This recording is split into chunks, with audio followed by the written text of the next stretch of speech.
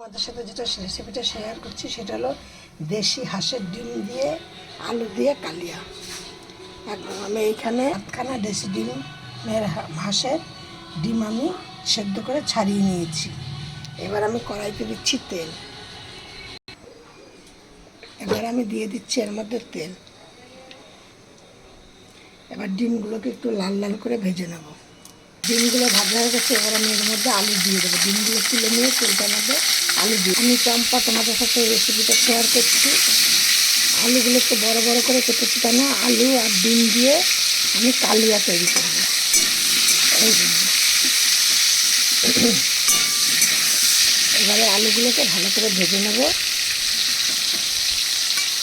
এর মধ্যে এখন দিয়ে দেবো নুন আর হলুদ। এই দেখো দিয়ে দিচ্ছি এর মধ্যে নুন। এবার আমার আলুগুলো ভাজা হয়ে গেছে। এবার দিয়ে দিচ্ছি এই তেলের মধ্যে আরও তেল। বেশি না, অল্প করে তেল দেবো, কারণ আমার রেসিপিগুলোই সব অল্প তেলে রান্না। এর মধ্যে দিয়েছি কিছুটা সাদা জিরে, দুটো তেজপাতা, আর দিয়ে দিই দুটো দারচিনি আর তিনটে এলাচ। এবার এর মধ্যে দিয়ে দিচ্ছি পেঁয়াজ কুচি। এখন পেঁয়াজটা একটু বাদামি বাদামি কালার হয়ে এসছে। এবার আমি এর মধ্যে দিয়ে দিচ্ছি রসুনগুলো। রসুনটাকে থেতো করে নিয়েছি।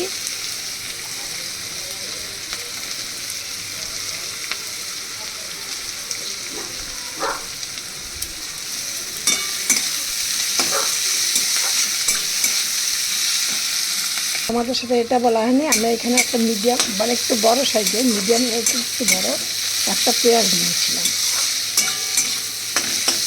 আর একটা ছোট একটা রসুন থেতো করে নিয়েছি।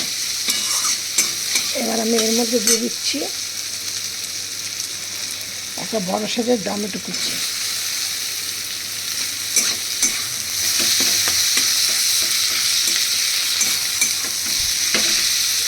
টমেটোটা যখন প্রায় মিশে আসবে তখন দিয়ে দেবো জিরে আদা লঙ্কা। আমি কিন্তু এবার এর মধ্যে আমি দিয়ে দিলাম আদা জিরে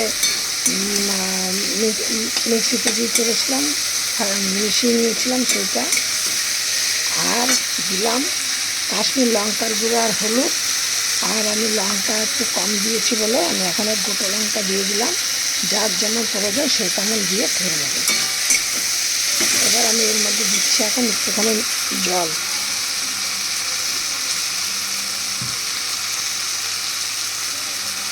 এই বাটিটা ধুয়ে একটু জল দিয়ে দিলাম। এবার আমি এর মধ্যে দিয়ে দিচ্ছি আলুগুলো।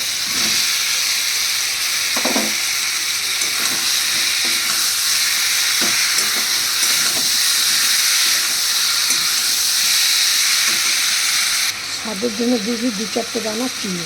চিনিটা দিলে পরে স্বাদটা ব্যালেন্স রাখবে। কি আমি চম্পা রেসিপি হাউস থেকে তোমাদের সাথে রেসিপিটি শেয়ার করছি। তোমরা একবার এরকমভাবে করে দেখবে, করে খেয়ে তারপরে তোমরা বলবে। একবার খেলে তোমাদের শতবার খেতে ইচ্ছা করবে। একদম এই কালিয়াতে এইভাবে করবে, হেভি মুখরোচক, হেভি সুন্দর, হেভি স্বাদদায়ক খাবার। তোমরা যদি মনে করো পেঁয়াজটা মিক্সিতে মানে পেষে নেবে তাহলেও পারো, রসুনটাও করে নিতে পারো, আবার টমেটোটাও করে নিতে পারো।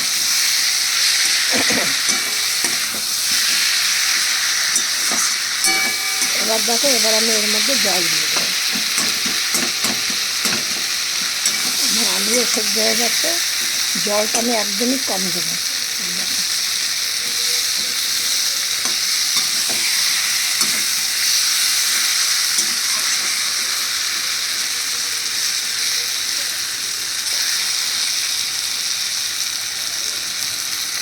এবার আমি এর মধ্যে ডিমগুলোকে দিয়ে দিচ্ছি।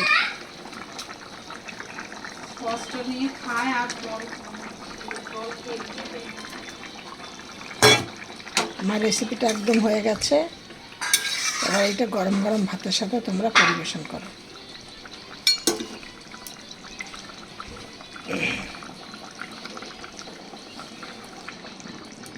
এবার নামিয়ে দেবো। এটা